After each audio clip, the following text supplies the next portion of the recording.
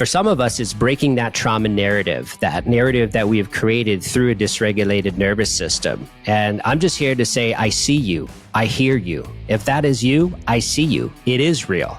It really is dysregulation. And there's also ways to heal. And there's also a way to find help. Welcome to another episode of FEARS Recovery, where we explore the world of entrepreneurship, recovery, resilience, and the healing potential of psychedelics, and obviously much more. I'm really grateful that you're here today. If this is your first time listening, welcome. If this is your second time listening, or 50th or 60th, I think we're on episode 66. Could be wrong about that. But would you take a moment to leave a review on Spotify or iTunes, or even like and subscribe on YouTube? This helps more people to reach the show. Thank you for everyone who is doing that. We just picked up a few more subscribers on YouTube. Thank you so much. Really appreciate you taking that minute to do that. So today is an episode that's long overdue. I haven't had a solo cast episode in a couple months, and I'm excited to get into today's episode to cover many of these topics that I have covered in the past, except I have never done it on my podcast. So I'm really excited to get into some of these topics, a couple stories about why I'm doing this podcast, maybe some deeper reasons you haven't heard before. And I'm also going to be sharing about my story, and I'm going to share about the method and the toolkit that I created. That, of course, like when I say I created, just like anyone's toolkit or method that they created, I don't know if anyone's actually created it themselves from scratch. I believe these methods, these tools are co-created. They're created from our mentors, people of the past, the things we learn from our guides in this life, and people who are become our teachers, to put together models of learning. And I think that's true for most persons that we respect, that a lot of these models come from many sources. And my toolkit is no different. It came from many of the mentors and teachers and guides that I had along this almost 2 decade, we're 19 years into this journey of recovery. And so with that said, let's just get right into it. So I wanted to share with you a story about, let's say, I think it was about almost a year ago, I received a message, and this podcast has been going on for over a year now. And I received a message from someone from my past. And this message was someone who I played sports with as a child. And as a child, around the ages of around 12, I played on some successful teams. And I played on a team that made it really deep into the playoff rounds and to the championship, where we eventually lost. But I had someone on my team who eventually we went to high school together. And if I haven't mentioned it before, high school was a really challenging time for me. My nervous system was highly dysregulated. I had a really hard time fitting in. I had chronic social anxiety. I wasn't on any types of medications. I think today, times have changed a lot. I think there's more children on medication than ever before. I guess in a way, I'm grateful I wasn't on a lot of medication, but I definitely could have used something to regulate the nervous system. So what I did instead is I found ways to isolate, to get really deep into online games on the computer, any way to feel regulated and safe. And to me, it was isolation on video games on the computer. But there was times where I tried to fit in, and this gentleman and some others were some of those people that were part of these different crews in high school. And these are different people that I looked up to. And eventually, high school just seemed to be too much. It was too much to fit in. And I just continued to sort of spiral downwards into this depression. And I say all this to say that I went on to, after high school, go into college, to flunk out of college, which I'll get into more of this later in this episode. But once I had flunked out of college, a lot of dark things started to happen. Bad things happened with addiction and my choices and the things that were happening to my life, which I said, we'll get into this. But I ended up, finding a recovery journey, and, life went on. And all these years later, literally 18 years later, I started this podcast, Entrepreneurs Recovery. And about a year ago, I had, again, this gentleman reach out to me, and he left me a message. And the message came, I share the podcast out on different channels, LinkedIn, YouTube, Facebook, Instagram, all the channels. And he messaged me, and he was commenting about a post I made, and it was about somehow particularly how the trauma might have started for us, which was from, injuries from playing, football, Pop Warner football, and different types of injuries that we had occurred that might have led to some of that childhood trauma, and sort of like in a joking way, but maybe there was some truth to head injuries that happen as a child in sports. But this gentleman went on to tell me that he was many years sober in his journey. And I remember reading those exact words when he said he was sober, and followed by how he had been listening to my podcast.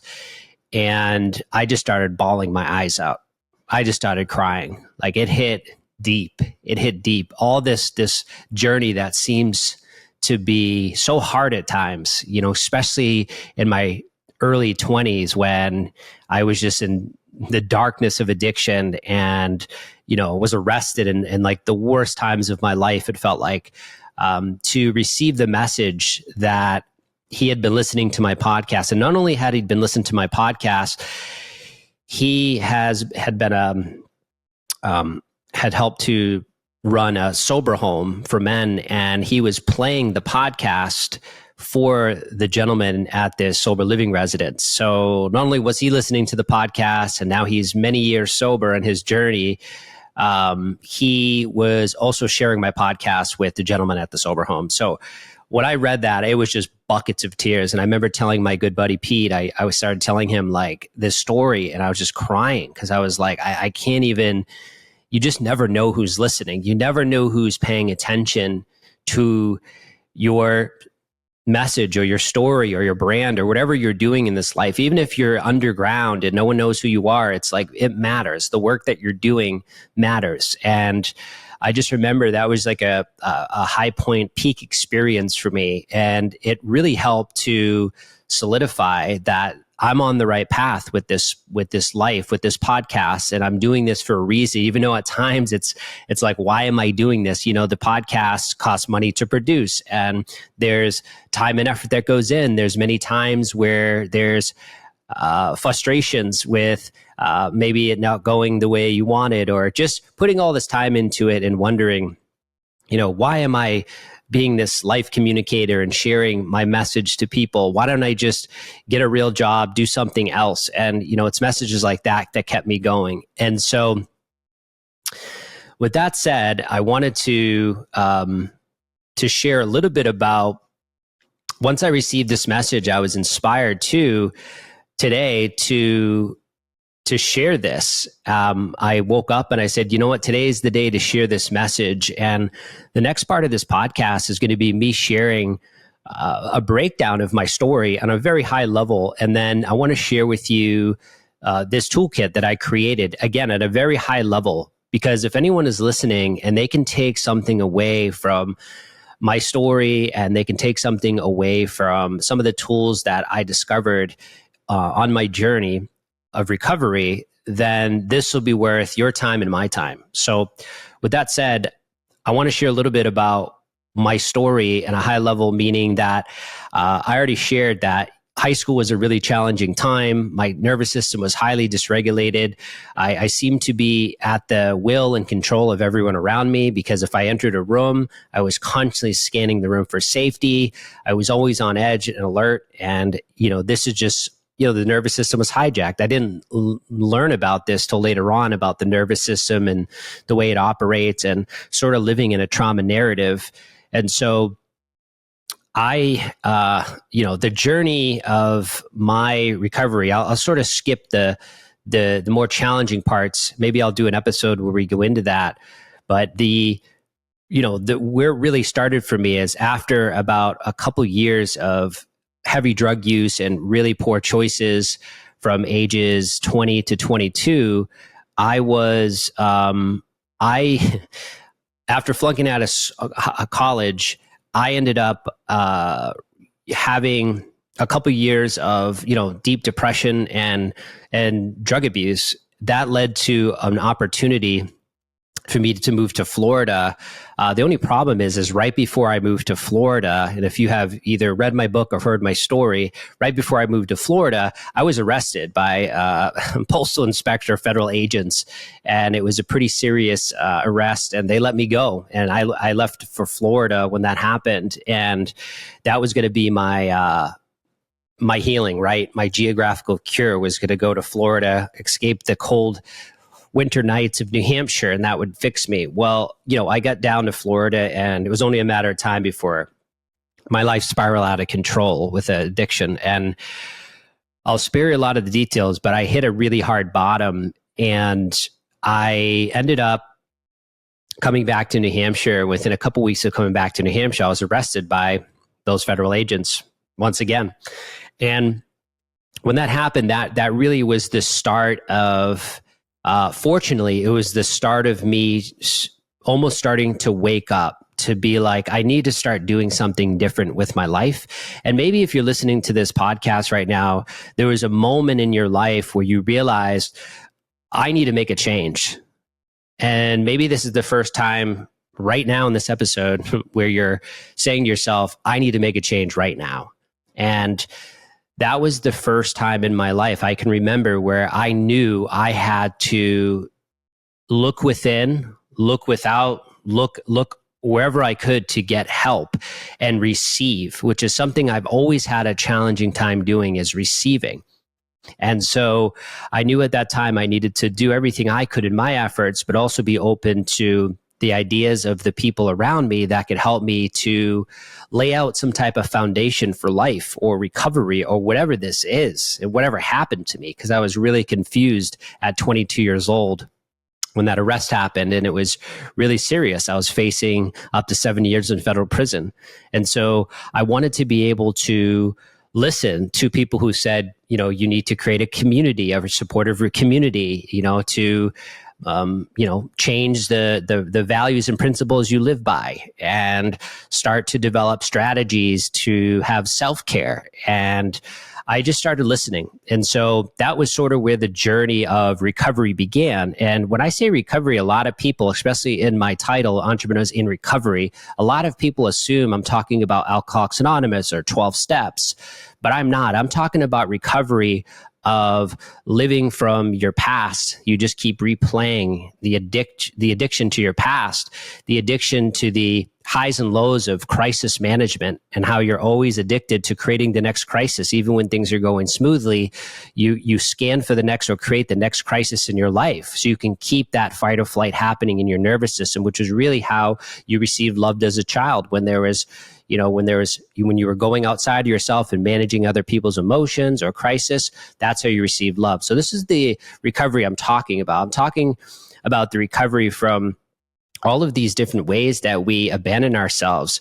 We become addicted to the stress hormones that are released in the body when disaster happens. We become addicted to these different neurochemicals and hormones and stress hormones. And like I said, you can become addicted to your past and the trauma narratives that happen. And it sounds really counterintuitive, but this is the addictions that are sort of the foundation.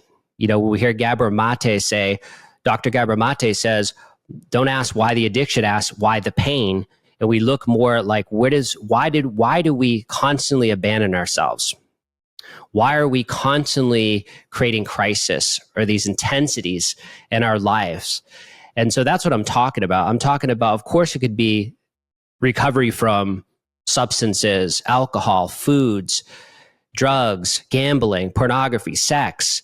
But I'm also talking about these deeper rooted addictions that happen. And so if you can relate to that, then that's wonderful, because these are some of the sources, of these of the addictions when I was a child that went into early adulthood, and that really carry all the way throughout adulthood till we take a hard look at that and we start to do some work, which hopefully today with some of these tools and conversations I'm going to have, you can relate and this can help. So with that said, the journey of recovery began. And so what did that look like? I did actually have a fellowship. I did have a 12-step fellowship. I was actually forced by the court to go there, so I didn't have a choice.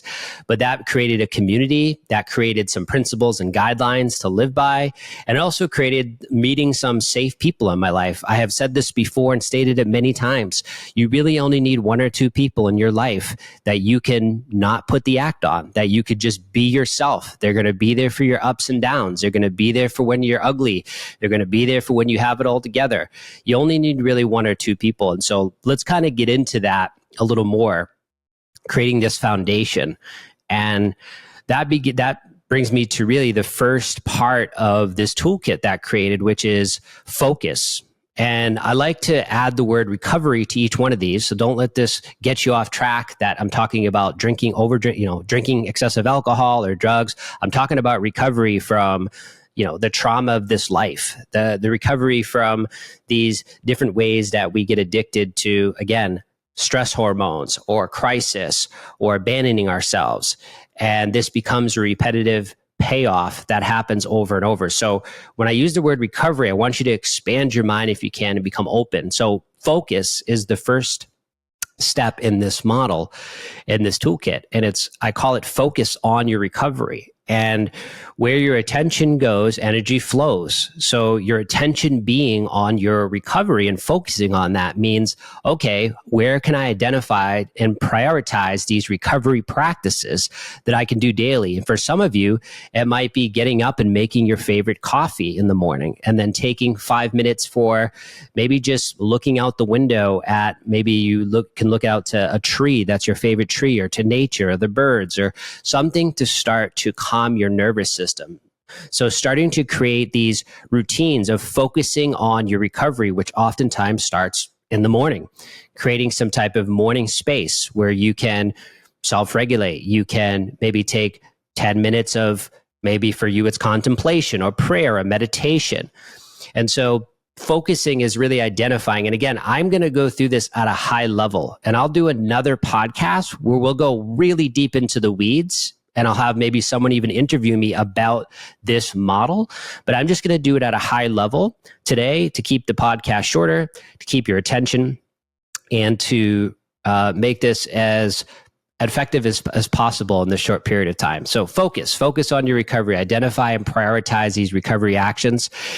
Build your support team. This is a huge part of this first step, is build your support team. Find that one or two people that can be there for your messiness, for your wins, for all of it, for your joys, for your grief.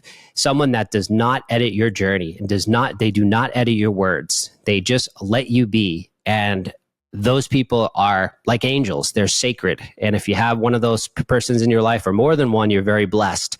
So identify people on your support team. That could be a good friend.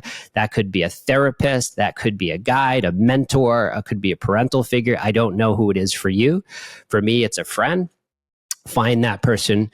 And I've also had really good therapists too that have become those safe persons where I can feel seen, heard, and valued, and they don't edit my story. I've also had therapists that weren't so great, that couldn't do that. So as we continue on, and again, we'll keep this at a high level.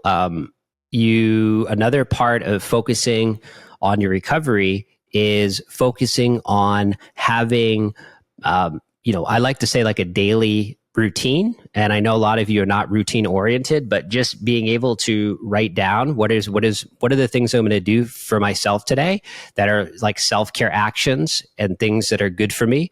Also, another part of focusing is focusing on the why. Why is this important to me? Why is it important that I stop excessively overeating? Why is it important to me that I put down the gambling addiction? Why is it important to me that I start to really focus on this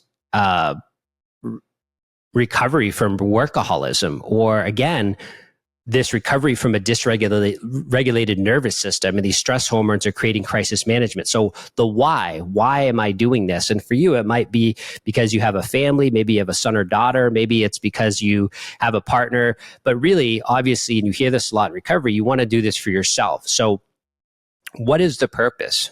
Focusing on the why. And it doesn't have to be this huge, grand spiritual purpose. It can just be something like, you know what, I just want to give myself this gift. I want to give myself this self-respect, this self-love, and I want to start to take good care of myself now. So having that purpose. Okay, let's move on. So the next part of this toolkit is elevate. So elevate your recovery. How do I elevate my recovery? Well, if you're listening to this podcast, you're elevating your life, which is elevating this journey of healing. And so elevating is finding some mentors, maybe 1 or 2 mentors, or you might have 50 mentors, but maybe it's a mentor in a book, or a mentor in your life, someone you look up to. Maybe it's a coach you have. But elevating your life is really about, how do I create a circle of people in my life that will help to elevate my life, my healing journey, my passions, the things I'm building. So again, we're going to keep this at a high level. I'll break into this much more deeper on a future episode. I don't want to make this episode 4 hours. So elevate your recovery is also vision. So we talked about purpose under focus on your recovery. This is also about vision. What is my vision? And so that could be, my vision is for the next 90 days, I want to be sober, or for the next 90 days, I want to utilize some type of microdosing for recovery, or whatever it is for you, whatever path you're on. But having some type of vision, and the vision can be for a week, a month, a year, 5 years, but having this vision. And, I'm not going to guide you through a visualization, but I like to also have a visualization practice so that you can visualize and feel and sense in your body, where am I going on this journey? So elevating your recovery is really about your mentors, your circle that you're creating, and also having this vision for recovery. Appreciate is the next step. Appreciate your recovery. This is about gratitude. And this is not just to be grateful about everything that happens in your life, but to have gratitude, meaning I'm grateful for what is happening, that I'm now taking care of myself. I'm grateful for the sun, nature. I'm grateful for the beautiful people I have in my life, even if it's just one person. I'm grateful for the morning coffee. So this is this practicing gratitude, developing this mindset of gratitude. And so appreciation. And, this is a cliche, but what you appreciate appreciates. And you hear that a lot in the personal development world, but it's true. You start to appreciate what's in your life, what's happening. And I know a lot of people who are in very low depressions, and, having something that you can just hold on to be like, you know what? For me, I'm grateful, like I said, for nature. Maybe it's your practices. Maybe it's a religious practice, whatever it is. Maybe it's your yoga, whatever you're doing, to have that gratitude. So another part of appreciating your recovery is having this forgiveness practice, where you can practice some self-forgiveness. And I know this is really hard for people, especially when there's a lot of shame around the behaviors around addiction, or the shame around the way you've treated your children, or the shame around the way you've treated your partner or people in your life. But this practice of forgiveness, which I go into all of this in my book, and how you can to utilize these forgiveness practices. And so I'm not going to go into it now, but these are seeds I'm planting of forgiveness. So I'm just going to send this to you now. I feel like this should be sent to you. You are forgiven. I forgive you. So I know that is something that is hard to embody, but as you continue to do this work, just know that I believe in you, I forgive you, and whoever needed that, I hope that helped. So the next part of this process, this toolkit, is resilience. I think resilience is a huge part of people who are on this life journey, this earth walk, this path, because man, is it hard, life sometimes. Boy, is it hard. And so having this resilience that we have internally built in, and a lot of people feel like they just only are using resilience and they're burnt out. And I get that. But using this resilience in the face of overcoming challenges, thinking about these times in your life when you overcame some obstacle, some challenge, and tapping into the energy of that, how you overcame that obstacle. What were the strengths that were present when you overcame that obstacle, when you overcame that challenge? Tuning into your strengths. So that's the resilience. Tune into these stories. Go back over the last 20, 30 years, 40 years, whatever, 10 years, and tune into these moments in your life where you overcame these obstacles, these insurmountable obstacles that seemed impossible, and you did it. And so go into those and look at your strengths in those stories. Another part of resilience is getting out of your comfort zone. So today, if you're listening to this episode, thank you. And thank you for getting out of your comfort zone to get towards the end. Though I think we're more than halfway through this podcast, to be able to do things that maybe you normally didn't do. For me, doing cold therapy, going in a cold plunge or cold showers. And now, honestly, I'm switching to hot therapy, saunas. Saunas are way harder for me than a cold plunge. So doing something out of your comfort zone, maybe it's to go ahead and contact that person on Instagram or LinkedIn or even email and ask them for sit down with a cup of coffee with you to get mentored. Maybe you're looking for some type of next move in your life. Maybe you've recently been laid off. Maybe you're afraid of like artificial intelligence taking over all the jobs. Whatever it is, reach out to someone that's doing what you want to do, but find something today to get out of your comfort zone. I know a lot of people say do something that scares you, but if you have a dysregulated nervous system, doing something that scares you can lead to dysregulation. So find something that works for you that's out of your comfort zone today. And maybe it's just taking a break with food. Maybe it's like going on some type of maybe you eat fruit till noon and maybe you eat one meal, do something with your diet, do something outside of your comfort zone, something that could help to raise your energy. So let's move on. And by the way, I'm not giving you every detail of every part of the toolkit because we'll do that at another episode. Today, I felt inspired just to give you a high level of each one of these. So hopefully you're still with me. The last part of this toolkit is self-care. Self-care and recovery. This is a big one. This is the one that I would say can be the most challenging is how do I continue to take care of myself and have this self-respect? And so there's a lot of steps in my book of self-care, but I'm just going to say like building some type of self-care practice where, you're looking at like, how much am I consuming today that's processed foods? What am I consuming today of media and news that's just trash from my mind? What are these ways of maybe going out into nature, or walking barefoot in the grass or on the earth to start to regulate my electrons and my nervous system, become more grounded? What are some of the ways that I can slow down and take 5 minutes of breathing, or watching a YouTube video that helps me to just relax with my eyes closed? Like find ways to promote your self-care. And there's all these different ways. Of course, you can try stretching or exercise. There's many different ways, but find what works for you. Build a self-care routine that can be loving to you and navigate these ways to take care of yourself. And I know this is easier said than done. I'm just planting seeds, and hopefully you can just choose one idea from this episode today, one thing that inspires you that you can move forward with. And, I would say for me, some of the big things with self-care is a morning routine. It's really huge. Getting up, making my morning coffee smoothie, which I'll give that recipe one day. It's delicious. And then going outside, and I go barefoot in the grass, and I do a little bit of like fascia stretching. So if you're wondering what that is, like you can look up something called human garage. That's a practice of using the fascia and stretching. And I found that really, really regulating to my nervous system, doing these basic stretches.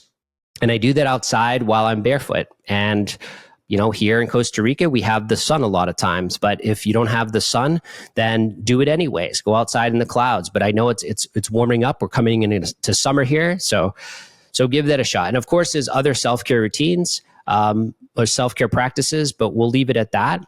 So that's the FEARS Recovery Toolkit. There's obviously way more details and intricacies in the book. I'm not saying you got to go get my book or listen to the book. I just wanted to give you some ideas to inspire you today to start to take really good care of yourself. I was inspired to do this episode today just because of this gentleman who reached out and inspired me to share, and reminding me why I'm doing what I'm even doing here. So with that said, we're going to come to a close here. I've said this before on this podcast that for me, this podcast is not only highlighting incredible stories of transformation, incredible guests, the healing potential of holistic healing and health. And that could be through psychedelics or not. It could be through meditation, yoga, maybe spiritual practices, whatever, tapping into the genius of these guests who have done all these different practices, and they've created all these different routines to find their own way of regulating their nervous system. And to me, that's what this is about. I could have called this podcast The Journey of the Nervous System, because that's really where I'm at in my early 40s. This is my journey. It's what is the root of the dysfunction that I experienced as a child with this nervous system dysregulation, and really getting to even the neuroscience of that, which we have brought guests on to talk about. Dr. Kean Kirk, if you've listened to some of these episodes in our podcast series, go back and listen to Crisis Management Addiction episode. Go back and listen to these episodes. And we talk a little bit about the neuroscience of the mind and what's going on with a dysregulated nervous system. So go back and check those episodes out. But this is what this is about. It's nervous system upgrade, nervous system reset. So, and for some of us, it's breaking that trauma narrative that we have created through a dysregulated nervous system. And I'm just here to say, I see you. I hear you. If that is you, I see you. It is real. It really is dysregulation. And there's also ways to heal. And there's also a way to find help. And hopefully through this podcast, through some of the guests and me sharing my story today, this has been helpful to you. And so I want to just let you know that I'm also someone who can help to work with your nervous system. I am a psychotherapist. I am a trauma-informed facilitator and coach. Some of you know my story with those trainings I've done. I brought some of those guests on to talk about it. But I'm here for you. So if you want to start to heal, you want to do a one-off session and see what it's about to dip your toes, or you want to do a 6-week nervous system upgrade, or you want to go for the whole nervous system reset over a course of 90 days, then reach out to me. Let me know if I can help you. If not, just let me know how I can help you. Maybe it's with some more resources, with some great books to read. We've had some great guests that get into a lot of this nervous system healing. And like I said, go back to Dr. Kean Kirk, and some of those recent episodes can be really helpful. But I want to close today with, if you're driving, don't do this with your eyes closed.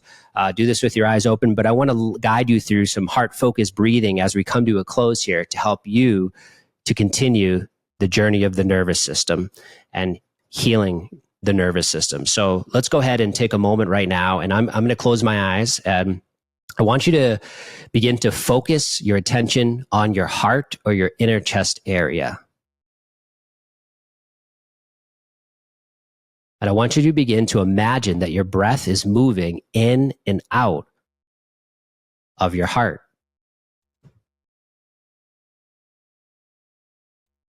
Breathing slower and deeper than normal.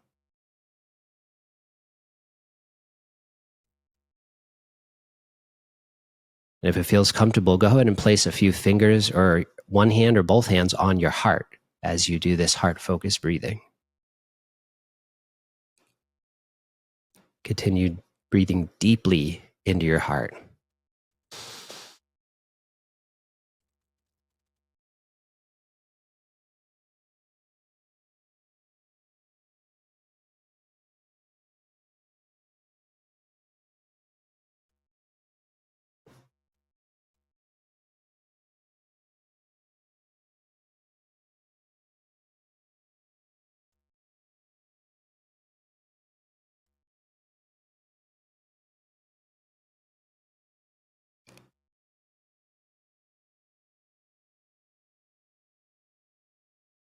I want you to slowly start to bring yourself back into the room. You can do that by wiggling your nose, Slowly start to blink your eyes back open again. Gently bringing yourself back into the room. Welcome back. Really appreciate all of you. Thank you for tuning in today. Have a wonderful day. Thank you for checking out Entrepreneurs of Recovery podcast. We are so appreciative that you are here. Make sure you go ahead and like and subscribe to the show on YouTube. Leave a review on iTunes and Spotify so more people can find the show. Once again, thank you so much. We have great episodes and content come out in the future. Thank you for being here. Have a blessed day.